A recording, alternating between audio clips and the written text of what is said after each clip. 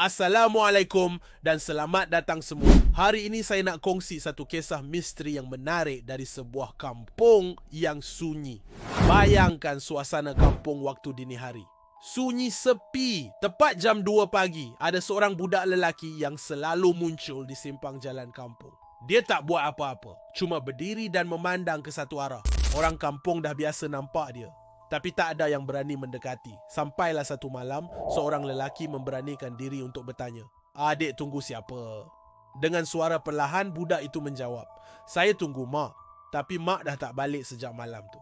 Bila ditanya di mana rumahnya, dia menunjuk ke arah hutan, lokasi di mana satu kemalangan maut telah berlaku 3 tahun yang lalu. Sejak pertemuan tu, budak tersebut tidak pernah kelihatan lagi. Misteri ini masih belum terjawab sehingga ke hari ini. Terima kasih kerana mendengar kisah ini. Jangan lupa subscribe dan tekan butang notifikasi untuk lebih banyak cerita menarik. Jumpa lagi.